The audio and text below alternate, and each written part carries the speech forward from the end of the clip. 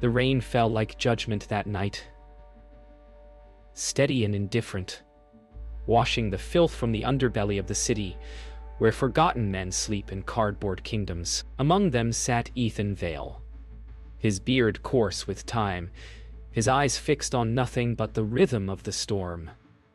They called him Mr. Nobody, a ghost in a world too busy to care who vanished and who returned. But beneath the wet concrete, something stirred, a faint glimmer of gold. A torn newspaper headline drifting past his feet. "Court seal updated," new Chief Justice announced. He picked it up without meaning to, his fingers trembling as the ink bled through the rain. There, between the blur of names, one word remained, unbroken: Vale. His name. His truth. The city had forgotten him, but the law had spoken, and the law never wrote without reason. As thunder echoed through the bridge's hollow ribs, Ethan rose for the first time in years. Somewhere in the storm, destiny had signed his return. Morning broke over the city like a reluctant confession, pale light crawling across marble steps of the Chicago Supreme Court. Inside, Samuel Greer adjusted his glasses and frowned at the document before him. The newly printed court seal, freshly stamped with gold. He had signed dozens before, but this one made his hand tremble. The name Ethan Vale stared back at him in perfect ink. No one had ordered it. No file had changed. And yet there it was, official, lawful, undeniable. The murmurs among clerks rose like wind through dry leaves, questions forming where answers refused to live. Samuel thought of the stories. The fallen prosecutor, the scandal, the man who vanished without a trace. His pulse quickened as he locked the seal inside a drawer, unaware that the storm outside had already chosen him as its messenger. The city would soon learn that ghosts can sign their own resurrection. Clara Monroe had always lived for headlines that bit, the kind that left marks. But this morning, when she saw the alert cross her screen, she froze mid-sip of bitter coffee. Chief Justice Ethan Vale, oath ceremony pending, her breath caught. She remembered his trial, the scandal that ended his name, and her belief in heroes. She dug through her archives, opening old files filled with photographs of a man stripped of dignity. Something was wrong, impossibly wrong. If Vale was alive, why now? And who had the authority to resurrect the condemned? Her editor called, demanding clarity, but Clara hung up. Truth wasn't found in offices. It was buried in whispers. She grabbed her coat, recorder, and camera. Somewhere between justice and insanity, she felt the pulse of a story that could tear the city's mask clean off. Detective Lionel Pike had seen enough lies to recognize when the truth looked unnatural. The message came through his precinct inbox like a ghost note. Ethan Vale reinstated. He stared at it, the taste of old guilt bitter in his mouth. 10 years ago, he'd been the one who found the envelope that damned Vale, the bribe that never was.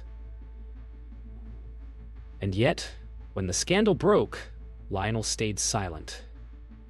He told himself it was for his career, for survival. But silence becomes a cage. Now the bars were bending, and the ghost he helped bury was crawling back through official channels. Lighting a cigarette he wouldn't finish, Lionel knew one thing. If Vale had returned, so had the truth. And truth, like smoke, had a way of finding the smallest cracks to escape through. Ava Vale stood at the edge of her school courtyard, earbuds in. The world drowned beneath the rush of music. She didn't know why her classmates whispered her name that morning, why the teacher's eyes carried pity, or why her phone buzzed with messages she couldn't bring herself to read. When she finally looked, her heart cracked open. A news alert. Chief Justice Ethan Vale. Official appointment. The name was like a wound reopened. She had been 9 when they took him away. All she remembered was the cold handcuff and the silence that followed. For years she had pretended he was dead.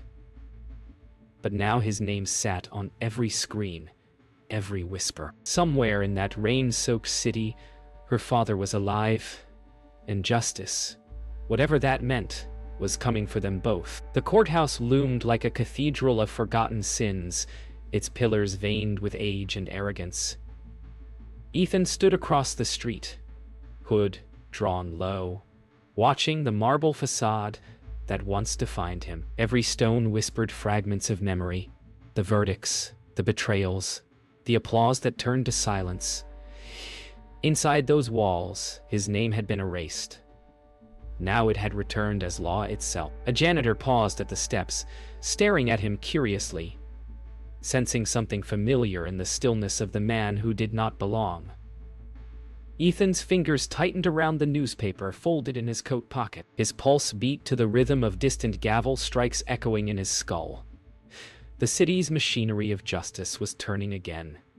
But this time, the gears would grind the right bones. The ghost had come home, not to haunt, but to judge. Clara stormed into the newsroom like a bullet of purpose, dropping printed articles across her editor's desk.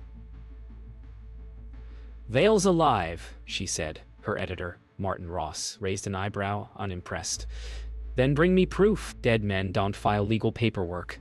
The room buzzed with the clatter of keyboards and the smell of inked ambition, but Clara's voice sliced through it. The system re-signed him. "The seal's authentic." Martin leaned back, expression shifting from disbelief to fear. "Clara, leave this. The Vale case isn't your crusade anymore. You expose this, you'll bury yourself next to him." She stared him down, the fire in her eyes undimmed. "Then start digging." The truth wasn't a headline. It was a weapon, and she had just pulled the pin. Samuel Greer hadn't slept since the seal was printed. Each tick of the office clock dragged him deeper into panic. He'd tried to delete the record, to erase the digital signature, but the system wouldn't let him. Every attempt redirected him to a blank screen that read, "Authorization already verified." He stared at it until his reflection merged with the void. Then came the call, a low, calm voice he didn't recognize. "Don't fight the correction, Mr. Greer. It's already done." The line clicked dead. Sweat traced down his temple. Somewhere in the distance, church bells rang noon, and Samuel realized he was no longer a clerk, but a witness. One the system had already marked for silence. Detective Pike sat in his car outside the courthouse. Engine idling, cigarette burning to ash between his fingers. The memories wouldn't stay buried. The envelope, the bribe, the look in Vale's eyes when he was taken away. He opened the glove box and pulled out an old evidence photo, the envelope marked EVE. He'd kept it all these years, proof of his cowardice. Rain began tapping on the windshield, slow and rhythmic. He recorded a voice memo, the words rasping through his throat. "If this gets found, tell the truth." Vale was innocent. For a moment, the city's noise fell away, and only his breathing filled the space. Redemption wasn't about being forgiven. It was about being seen again before disappearing for good. Judge Harold Crane stood before his mirror, adjusting his robes with the precision of a man who feared imperfection. He stared at his reflection longer than usual, the creases in his face carving deeper truths than the verdicts he delivered.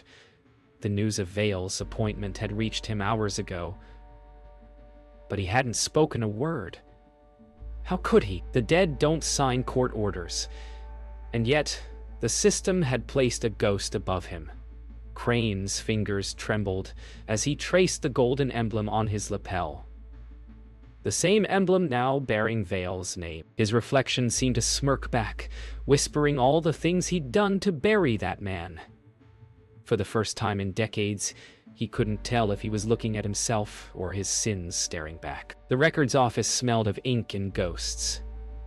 Ethan moved through its corridors unseen, the low hum of fluorescent lights filling the silence of bureaucratic decay. He wore an old clerk's badge he'd found discarded, blending into the rhythm of invisible men who filed away the city's conscience. In the back room, he found it, the sealed archive of case file 2100 and 37. State versus Ethan Vale. The folder was stamped permanently closed. His hands trembled as he opened it, eyes scanning each page. Something was missing. The financial ledgers, the signed affidavits, all gone. Only a blank sheet remained, stamped with his name and the words, "Reinstatement authorized." He exhaled slowly. Someone wasn't just rewriting history. They were rewriting judgment, and whoever it was had access to the very pulse of justice. Clara Monroe thought she was chasing a story. Now she realized it was chasing her. Her apartment door had been left ajar, the lock broken clean through. On her desk lay a manila envelope she hadn't placed there. Inside were 10 photographs, grainy shots of the courthouse basement, timestamps only hours old. In the final picture, Ethan Vale's reflection appeared in a window pane, his face half hidden but unmistakable. Clara sat in silence, her pulse thundering in her ears. Was he alive? Or was she losing her mind? The world outside her window glowed with restless rain. Somewhere beyond the storm, a forgotten name was moving again, and she was no longer the one writing the story. She was written into it. Detective Pike unlocked the evidence locker with hands that didn't feel like his own. The room was silent, except for the mechanical hum of the security vent. Inside, where the bribe envelope should have been, sat a new folder marked EVW25. He opened it and found bank ledgers, deposits, withdrawals, all tracing back to Judge Harold Crane's private account. The bribe that condemned Vale had been rerouted, redefined, and repurposed to elevate Crane's career. Pike's chest tightened. He snapped photos of each page, knowing he was sealing his fate. Truth was a contagion. Once it touched you, it never let go. He left the folder where it lay and walked out, the weight of a decade pressing against every breath. Judge Crane's private office reeked of cigar smoke and pride. He worked late, signing papers with the calm of a man convinced of his untouchability. Then, a sound, soft, deliberate, from the doorway. He turned, expecting his clerk, and froze. Ethan Vale stood there, silent as the dead, water dripping from his coat. For a moment, Crane saw not a ghost, but the embodiment of consequence. Ethan said nothing. He didn't have to. His eyes were enough. Crane's lips parted to speak, but no words came. Ethan placed a single folded paper on the desk, the reinstatement order bearing the seal of the court, and walked away. The door closed with the quiet of a final verdict. Crane's reflection in the window trembled, unsure which man truly existed now. Ava Vale couldn't sleep. The rain against her window had turned into a whispering pulse she couldn't ignore. She opened her laptop, curiosity outweighing fear, and searched her father's name again. This time, a new result appeared. A video feed from the courthouse's security system. A hooded man walking through the corridors, stopping to touch the courtroom doors as though feeling for ghosts. She zoomed in. The face, though worn and gray, was his. Her chest tightened. Every lie she'd been told about death, disgrace, justice began to crumble. Somewhere inside her, grief shifted into something fiercer. Resolve. Her father wasn't dead. He was coming back for what they stole. Under the cracked canopy of an abandoned train station, Clara waited, rain hammering the tin roof like an anxious heartbeat. The message had said only, "If you want the truth, come alone." She almost didn't, until she saw him. Ethan Vale emerged from the mist, older than his legend, his face marked by time but eyes steady as law itself. They stood in silence, the city's noise falling away. "You shouldn't exist," she whispered. "Neither should justice," he replied. She told him what she'd found. The photographs, the ledger, the trail pointing straight to Judge Crane. Ethan nodded once. "They used my name to cleanse their sins," he said. "Now they'll choke on it." Lightning split the sky. Two strangers bound by the same wound. Truth began a war. that would change the city forever. Detective Pike met Clara the next morning in a diner that had forgotten warmth. His hands shook as he poured sugar into his coffee. "I kept the evidence," he confessed, voice cracking beneath regret. 10 years ago they told me to bury Vale. I did. Now I'll unearth him." Clara watched the man who had once chained her story's truth whisper the beginning of redemption. She slid him the photos of the ledger, Crane's behind it, and maybe more. Pike nodded. "Then we dig where the system said stop." Outside, the rain had stopped, but the streets still glistened, as if the city itself were waiting to see who would clean the blood from its conscience this time. Judge Harold Crane descended the hidden stairwell behind his chambers, a place built to hold what the law couldn't. The vault door groaned open to reveal rows of locked drawers, each marked with a name. Prosecutors, witnesses, politicians, the invisible currency of control. He unlocked one labeled Eve. Inside, nothing but a single cassette tape. He placed it in the player and pressed play. His own voice echoed back. Evidence destroyed. Case closed. His knees weakened. He had recorded his crime and forgotten. A whisper of static followed. Then another voice. Ethan's, calm and alive. "You forgot to delete me." Crane stumbled backward. The vault lights flickered as though the building itself had begun to remember. Ava packed her backpack with trembling hands. Her laptop, camera, a folded photo of her father before the fall. She didn't tell her mother she was leaving. Some truths demand witnesses, and she refused to hide anymore. The train ride to the city felt endless, her reflection flickering across rain-slicked windows like a ghost reborn. On her screen, she replayed the footage of her father's silhouette moving through the courthouse. Every frame whispered a message she could finally hear. He didn't abandon me. He was erased. Her fear hardened into resolve. She would find him. And when she did, she would make sure the world knew what they had done. Night fell heavy over Chicago. From the rooftops, the skyline shimmered beneath thunderclouds, each bolt of lightning like a flashbulb of coming revelation. In an abandoned office overlooking the courthouse, Ethan, Clara, and Pike convened.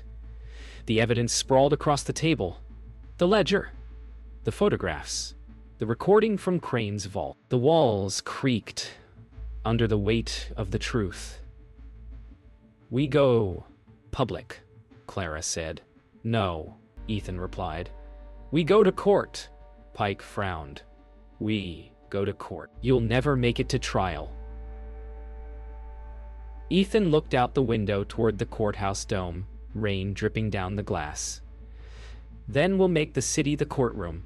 The thunder roared as if in approval. 3 souls, once broken by the same machine, now stood ready to break it back. Morning broke with sirens and headlines. Clara's article, written under anonymity and leaked to every major outlet, tore through the city like fire through paper. Corruption in the High Court. The Ethan Vale resurrection. The public devoured it. Disbelief, outrage, fascination. Judge Crane's office issued a denial within the hour, but it was too late. The truth had already entered the bloodstream. Ethan watched from a cafe window, hood drawn, as reporters swarmed the courthouse steps. Clara joined him silently, eyes burning with adrenaline and fear. "They'll come for us," she said. "They already did," Ethan replied, sliding a flash drive across the table. The uncut recording of Crane's confession. Now it's their turn to bleed truth. The storm outside mirrored the one brewing in every newsroom, courtroom, and heart. Justice was awake, and it had remembered its name. Judge Harold Crane's world unraveled beneath polished marble and televised scrutiny. Reporters shouted questions he couldn't answer. Colleagues avoided his gaze. Every corridor felt narrower, every whisper heavier. He slammed his office door shut, breath ragged, hands trembling as he poured whiskey into a glass he didn't drink. On his desk lay a printed transcript of the leaked tape, his voice damning him. He grabbed the phone, called the clerk's office, but no one answered. "You think you can destroy me?" he shouted into the void. His reflection in the glass replied silently, eyes darker than his own. Somewhere beyond the courtroom walls, the rain had stopped. The air was waiting for something to fall. Not water this time, but power. Detective Pike returned to his precinct, knowing he no longer belonged there. His badge felt heavier than the gun on his belt. Inside his locker, someone had left an envelope. No name, no address, just the same red ink that had once sealed Vale's fate. Inside, a single note. "We all pay our debts," he smiled bitterly. Maybe it was a threat, or maybe it was truth. He pulled the drive from his pocket, the copy of the evidence had made, and slipped it into his coat. He didn't need the department's permission anymore. Stepping outside, he looked at the courthouse dome through the haze of traffic. "Your move," he whispered, to no one and everyone at once. Ava Vale sat before her webcam, hands trembling but voice steady. "My name is Ava Vale," she said. "You know my father's name. They called him corrupt. Then they called him dead. But he is alive, and the men who buried him did it to protect themselves." Her live stream spread faster than wildfire, shared by millions before the hour ended. She uploaded the full recording of Crane's confession, unedited. The comments flooded in, disbelief turning to outrage, outrage to solidarity. The city didn't know her face, but they felt her truth. Somewhere, Ethan watched from a shadowed rooftop, pride cutting through years of silence. For the first time since his fall, he smiled. Justice wasn't just coming back, it was inheriting a new voice. His daughter's. That evening, an official envelope slid beneath the courthouse doors, sealed in gold, stamped with authority no one had dared to question in years. It bore one name, Ethan Vale. Inside, a single sentence typed with ruthless simplicity. "By order of reinstatement, you are hereby summoned to preside over the case of the state v. Harold Crane." The building seemed to inhale, marble echoing the heartbeat of a system forced to judge itself. Ethan stood at the courthouse steps when he received it, rain dripping from his coat, eyes unflinching. He looked up toward the carved words above the doors. Equal justice under law. For the first time in a decade, he believed them. Somewhere within, the gavel awaited. And this time, it would fall for the right man. The courtroom was full long before dawn. Journalists, lawyers, officers, citizens, all drawn by the impossible, the return of Ethan Vale. As he entered, silence fell like reverence. The air felt sacred, electric. He took his seat at the bench, the same one where his name had once been condemned. Cameras flashed, but he didn't flinch. His voice, when he spoke, was calm, unyielding. "This court is in session." The words carried more than authority. They carried resurrection. Across the room, Judge Harold Crane sat at the defense table, gray and diminished, his mask of arrogance cracking under the weight of inevitability. For once, the system wasn't merely performing justice. It was facing it. Detective Pike took the stand with the quiet resolve of a man who'd already confessed his soul. "This ledger," he said, holding the document before the court, "was hidden in the evidence vault, marked under Ethan Vale's name, but belonging to Judge Crane," the gallery murmured. Crane's lawyer objected, but Vale raised a hand. "Overruled," Pike continued, voice trembling with fury and regret. "I buried the truth once. I won't do it again." He looked up at Ethan, eyes meeting his former victims in unspoken apology. "Justice doesn't die," he said softly. "It just waits." The courtroom erupted, and somewhere in that sound, Ethan felt the chains of the past begin to break. Clara Monroe took the stand next, her composure steady but eyes burning. "I published the story," she said. "Not for revenge. For truth." She displayed the audio recording, Crane's voice admitting to evidence destruction. The sound filled the chamber, echoing off marble like a confession carved into stone. Crane buried his face in his hands. The room held its breath as Ethan leaned forward slightly, listening not as a judge, but as the man who had once been broken by those words. "The people deserve to know who their justice serves," Clara said, gaze unwavering, "and who it kills." When she stepped down, the silence that followed wasn't absence. It was reverence. Truth had spoken, and the system could no longer pretend to be deaf. From the back of the courtroom, Ava Vale watched her father reclaim the world that had stolen him. She clutched the silver locket her mother had given her, heart racing with pride and sorrow. Ethan's gaze found hers across the crowd, a fleeting connection that said everything words never could. He didn't smile, but his eyes softened. For her, this wasn't just a trial.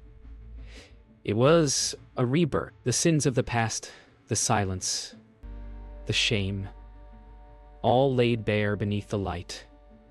Ava realized that justice wasn't a verdict, it was a voice. And for the first time in her life, it spoke her father's name not as a warning, but as a promise. The courtroom seemed to shrink as Ethan delivered the verdict. "Harold Crane, this court finds you guilty of obstruction, fraud, and perjury." The words landed like thunder, shaking centuries of corruption from the marble walls. Crane's breath hitched. His world collapsed in a single heartbeat. Ethan's gavel struck once. Final, absolute. Reporters shouted questions, cameras flashed, but Ethan didn't hear them. His eyes found Clara, Pike, and Ava, the living embodiments of truth reclaimed. He rose from the bench and removed his robe, placing it neatly across the desk. "Justice doesn't belong to men like me," he said quiet. "It belongs to those who fight for it." He turned and walked down the aisle, the crowd parting in silence. The storm outside had finally cleared. Dawn crept gently over Chicago, washing away the storm's residue. News vans lined the courthouse steps, broadcasting the impossible verdict to a city that had learned to hope again. Inside his modest apartment, Ethan sat alone at the table, robe folded beside a cold cup of coffee. The air smelled of rain and paper, fresh beginnings. His name was everywhere now, headlines calling him the ghost judge, the man who made the system judge itself. Yet his eyes were calm, tired but at peace. He had never sought fame, only truth. As the morning sun poured through cracked blinds, he realized something profound. Justice was not the sound of the gavel, but the silence that followed it when the world finally listened. Clara Monroe stood before the newsroom window, her article now printed in every major publication, her byline restored. But for the first time, she didn't feel triumph, only humility. The story had outgrown her. It belonged to everyone who had been silenced, buried, or forgotten. Her phone buzzed with offers, interviews, networks begging for exclusives. She ignored them all and typed one last line for herself. "The truth is never lost. It only waits for courage to find it." Then she closed her laptop and looked out at the courthouse shining in the distance. Somewhere out there, Ethan was walking free, and for once, the ink of truth had dried without blood. Detective Lionel Pike placed his badge on the captain's desk without ceremony. "You're sure about this?" the captain asked. Pike nodded. "Justice doesn't live in paperwork. It lives in what you do when no one's watching." He walked out of the precinct for the last time, the city's air cold, but cleaner somehow. At the river's edge, he lit one final cigarette and dropped the evidence flash drive into the water. It sank with a ripple that caught the morning light, like redemption itself. He smiled. A rare thing, knowing some debts had finally been paid. Ava stood at her father's gravesite a year later, though there was no body beneath the stone. Only a name. Ethan Vale, defender of the forgotten. He had vanished months after the trial, leaving no trace. Some said he moved abroad. Others whispered he simply walked into the night that birthed him. She pressed her palm against the carved letters, whispering, "You gave justice back its name." Around her, cameras clicked. She was now a young legal advocate, her father's fire reborn in her voice. As the wind picked up, scattering cherry blossoms over the marble, she smiled faintly. The legacy of Mr. Nobody had found its purpose: to make everyone somebody again. Night descended once more over Chicago, and the courthouse stood silent, but not empty. In the shadows of its grand hall, the golden court seal gleamed under moonlight, the name Ethan Vale still etched upon it. Somewhere deep in the corridors, a janitor swore he saw a man walking past, tall, gray-haired, familiar. Yet, when he looked again, there was nothing but echo. The camera of time pulled back, rising above the courthouse dome, above the glittering skyline reborn in light. Ethan's voice lingered in memory. Justice isn't given, it's remembered. The city, once blind, now watched itself, vigilant, alive. The man they called Mr. Nobody had vanished, but his name had become the law.